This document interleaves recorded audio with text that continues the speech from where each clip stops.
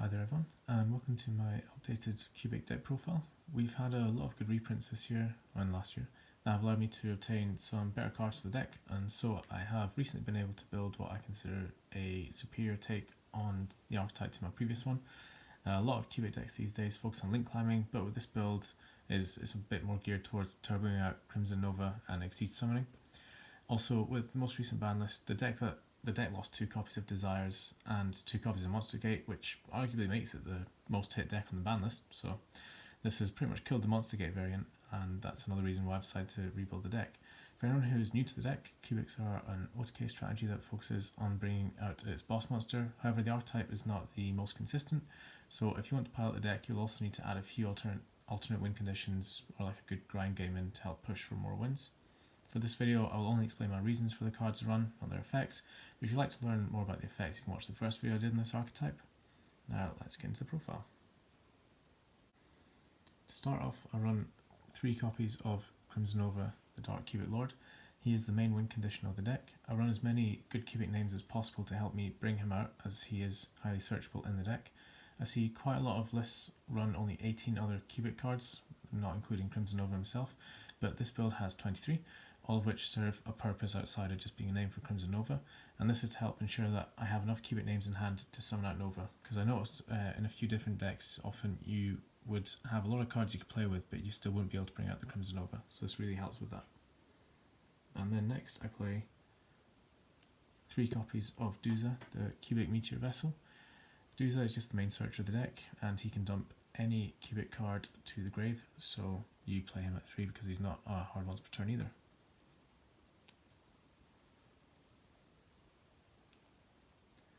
For the other Cubic monsters, I run 1 copy of Buster Gundle, the Cubic Behemoth. Gundle is run for a lot of niche reasons. Firstly, he's a Cubic name for Crimson Nova. Secondly, you can bring him out with Unification to help recycle your resources in the grave and add a card from deck to hand. And thirdly, I run Cubic Ascension in this deck, so on rare occasions I am actually able to summon Gundle the way Konami intended. He does suck to see in hand, as he is a dead card besides being a name for Crimson Nova, so I have actually considered cutting him, as his uses don't really come up a whole lot, and cutting 1 card I don't think would hurt consistency too much, but it is nice to see every now and then.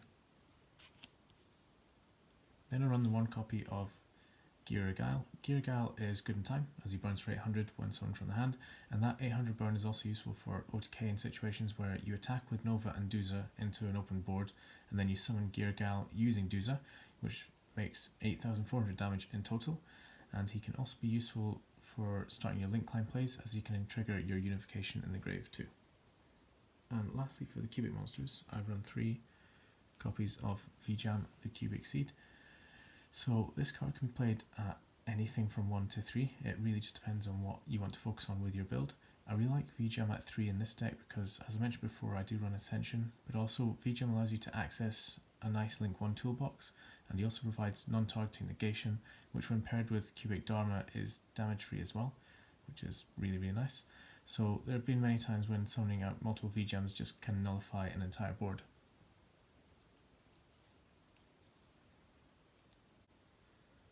Lastly, for the monsters, I play just 2 copies of Eldlich, the Golden Lord. This is the only non-Cubic monster I run in the deck, and he serves a multitude of functions here as well. He helps to dump your Cubic spells and traps into the grave whilst removing possibly some problematic cards from the field, such as like the Wind Barrier statue or back row such as Skill Drain, and he's also a large beat stick, and that helps push for more damage in OTK very easily, and he can help you stay alive, that extra turn as well with his protection if he's summoned from the grave. And lastly, he's also level 10, which allows for some nice rank 10 plays alongside Crimson Nova or the other copy of the Golden Lord himself. I do want to also quickly add that I have seen some builds run the Golden Lord at 1 and they're running 3 Cursed Eldon, which did work well in the Monster Gate builds, but for this build I think it's better just to run 2, as you don't run any potential bricks, and also you don't play into Droll as quickly, and you can't ash it as well, so it just means if you see it, you see it. If you don't, it's not going to harm any consistency, for example. Now for the spells, I run 3 copies of Cubic Karma. Karma is played at 3 in every cubic deck. One thing to note is that by running 3 VJam, Crimson Nova can now be boosted to 5400 with Karma, which is game on an empty board. A lot of opponents will not commit any monsters turn 1 when they know you're playing when you're playing cubics, so this really helps you just push for OTK, so it does occasionally come up. Next we run 3 copies of cubic Dharma. Dharma, like VJam, this can be played at 1 to 3, but since I run 3 VJam and 2 Golden Lord, seeing it more often means I get better discards and recursion, and it lets me use VJam as a good form of negation as well.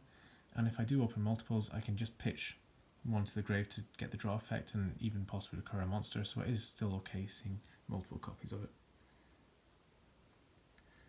Lastly, I play 3 copies of Cubic Wave. I think this card has to be played at 3 if you want to consistently OTK, as in modern Yu-Gi-Oh! 3000 attack on Crimson Nova just isn't enough to get over some boards in OTK, so I'm thinking boards like that build, Borrowlord Savage Dragon, or even have an Appaloosa up on field with 4 counters. So Cubic Wave, although it doesn't really do much if you can't get monster on board, I think it is needed to be played at 3.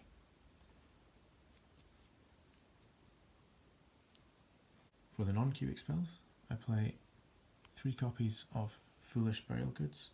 It's just a great search for the deck, grabs you any cubic card you want essentially, as you get to dump your Karma or your Dharma to the grave and then grab a monster, so it's a really nice consistency boost.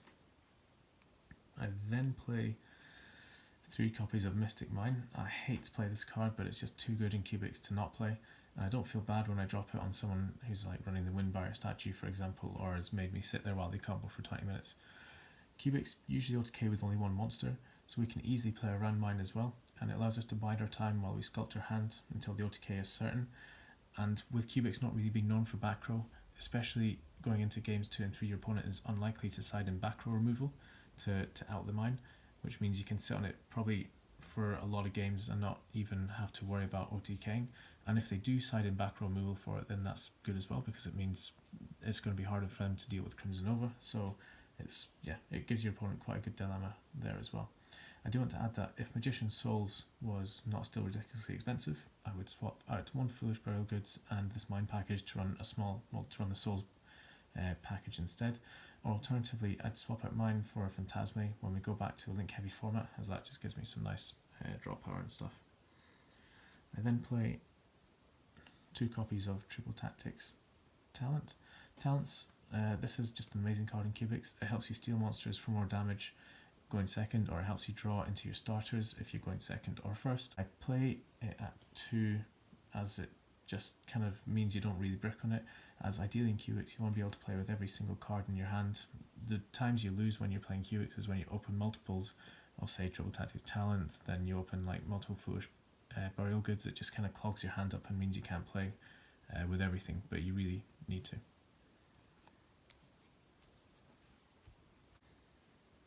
For the one-off spells, I play the 1 copy of Desires. Really helps you draw into more cards to help summon out Nova. It's now limited to 1, so I can only run 1, but it's not a big deal, as it makes my plays with Ascension a bit more consistent, and there are cards that you can run besides Desires to help with the draw power, such as the Triple Tactics Talents, and now with it being at 1, you're never unhappy to see it really. The next one I play is 1 copy of Reasoning. Reasoning is a great card for the deck. It helps you link climb, and it also dumps your spells and traps into the grave. No matter what level my opponent calls, the odds are also always in my favour that I'll get the summon out as well, and even if they call it right, I may still plus heavily off it if I can get a few Karmas or Dharmas or Unifications or Ascensions into the grave. So really nice card in cubics. The advantage of this over Monster Gate as well is you don't go neg 1, you're always trading 1 for 1 if they negate it. So yeah, really powerful card. Lastly, for the spells, 1 copy of Harpy's Feather Duster. This deck has no built-in protection for back row, so it's worth main decking blowout cards like this, especially now that Eldlich and Skill Drain are amongst the best decks of the format. So Flunderies as well, gets rid of their back row. Really, really nice card for the deck. Onto the traps. I play 2 copies of Cubic Ascension. This is a card that I never used to really appreciate, as I initially just saw it as an okay battle trap. However, having used it for a while now, I'd argue it's the best cubic trap. The reason for that is that if it does get destroyed before being activated, then you can use its second effect to bring up 3 VGem and just build up a wall and then OTK the following turn. And if they do negate both effects, then in a way you're trading 1 for 2, which is always nice in cubics. And Ascension just allows for more recovery and link climbing and Xyz play. There are some decks that just can't out 3 VGem as well, so once they've committed their resources on their board, if you can get 3 VGems up on the field, there's nothing they can really do about it. Next, I play the 2 copies of Cubic Causality. This is another underrated Cubic card that I used to neglect due to it being a trap, which I never really thought synergized well with an OTK deck. But to be a good OTK deck, I think you need to have the ability to still hinder your opponent on their turn so that they can't rebuild their board for free if you fail to OTK them. Causality can deal out several non-targeting negations in one go, which when timed correctly will pretty much stop any deck in its tracks, and it provides the deck with some more options when going first as well. The second effect is nice too when pushing for more damage, especially if your opponent puts a lot of their monsters into defense position, seeing as they know that they're up against an OTK deck. Lastly, for the Cubic traps, I play 2 copies of Unification. Great for link climbing or for helping you survive a few extra turns as well. I run it at 2 because unlike every other Cubic spell or trap, its in-hand effect or its field effect, I guess, is completely useless. So opening this card without a discard avenue really sucks. And if you open multiple of it, then you're essentially playing with 4 cards in your opening hand, which is just terrible for this deck. It can't afford to do that. So by running 2 copies, this still allows me to get into a link 4 as well. So there's not too much lost by running 2 instead of 3, but it just really adds consistency. And one thing I want to quickly say about the traps is that I think it's a lot better to run these than any other Cubic monsters not on this list, as unlike the monsters, you'll almost always get utility from them being in your hand, on top of them just being a Cubic name as well. Lastly, for the main deck, just the 1 copy of Red Reboot. It's the same reason we run Harpy's Feather Duster. We try to only use it when we're guaranteed to OTK, and with decks like Eldlich running Skill Drain all the time, and you've got Harpy's Featherstorm as well, this card really is needed to be main decked in Cubics. Now for the extra deck. I run the 1 copy of Almirage. This can start your link climbs using VGem and Unification in the grave, but it can also provide Nova with some extra protection from cards like Torrential Tribute or Dogmatica Punishment, for example. What also occurs commonly is my opponent will negate Nova with an Imperm or Chalice and then use a monster effect to pop it, so Almirage stops this, and it's fairly easy to summon as well, as we run 3 VGem. Another link one I play is Link Karibo. It's also good for starting your link climbing, and it's sometimes a better target than Almirage because sometimes you have a special summon VGem on field, so you'll need it for that. And then I run 1 copy of Relinquished Anima. We use VGem to summon him too, and he can help break boards and push for these OTKs. It works really well when paired with Kaijus as well, which I'd recommend running in your sideboard. All of these are summonable with VGem, which is quite a lot, so it's by no means the optimal way to build it. You could easily drop one of these, as I wouldn't say all 3 are necessary, it's just kind of for flex spots.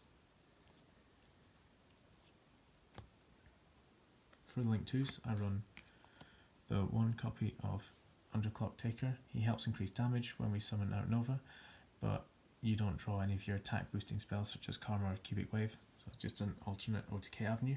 Another one such card is Pentastag. Just helps increase damage if your opponent decides to hide their monsters in defense position, which they often do. Then for the other link 2s, I run the 1 copy of Nightmare Cerberus and 1 copy of Nightmare Phoenix. Generic removal that will fairly often come in handy and provide flexibility. The discard can be nice as well if you dump, say, a Cubic Karma or Dharma, for example. Phoenix definitely comes up more than Cerberus, so if you want to look to drop any of these cards, I'd recommend you drop the Cerberus.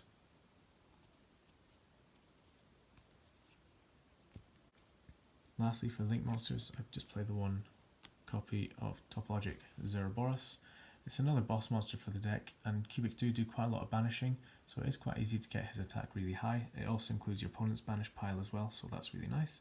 You can also use him with Unification on your opponent's turn to trigger his banish effect and do a board wipe too. what's also really nice is Crimson Nova is unaffected by his effect, so if you have Zerboros out, you can special summon Crimson Nova to the zone Zerboros points to, banish your whole field and your opponent's whole field except for the Crimson Nova. Onto the East package, I run one copy of Lionheart. I'm not sure if there's a deck better suited to making this than Cubics, except maybe Bird Up. It can help do like a surprise OTK when you resolve your Cubic Ascension, as you use 3 V-Jams to go into it. Your opponent will often leave a high attack monster on the field, such as like an Axis Code Talker, which you can easily just crash into to win the game. It is quite niche, but it is, no one really expects it, so I like running it in the deck. I then play the rank 4 Tornado Dragon. This is a nice rank 4 for popping back row. You usually make him with 2 Doozes and bring him out to clear back row before committing to your Crimson Nova. He can occasionally be another avenue for accessing Zeus as well. I then run the rank 10 train package. I run Gustav Max and I run Lieb. Gustav Max is great for winning in time or for pushing towards that OTK, and Lieb is just another OTK boss monster. The reason I run Lieb is that sometimes you can get a Nova and a Golden Lord on board, or 2 Novas, but you can't get over a monster or 2 such as a Boiled Savage Dragon, and you know, maybe like a Dragoon as well that's had a negate. So Lieb really helps break those boards in OTKs sometimes as well.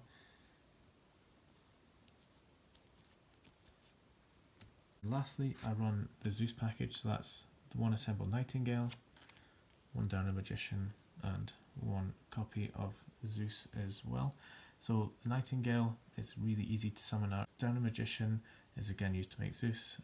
If we are forced to use Nightingale's effect to protect her, as sometimes we can summon out 3 V-Jams, make the Nightingale, but then we're forced to detach, and then we overlay for the Downer Magician, and then we overlay for the Zeus, which is a 2 material Zeus, which is really nice. And then yeah, lastly we do have 1 copy of Zeus. This card pairs extremely well with Cubics due to the fact that it's easy to summon, and also because its effect again does not affect Crimson Nova. He's basically an alternate win condition for the deck, which gives you even more reason to run Ascension, I feel. To summarise, this build is focused on summoning out Crimson Nova as frequently as possible, and so I run multiple draw cards and cubic names to make this happen as quickly as possible, and I also run blowout cards like the Red Reboot and the Feather Duster to clear the back row that really hurts Crimson Nova. And when this deck can't OTK through Crimson Nova, I can use the cubic traps to stall, for example, or I can use the Xyz packages to add an alternate win condition, or the link packages as well, to help break my opponent's board. But yeah, that's the end of the video. Thank you all for watching, and I'll see you guys in the next one.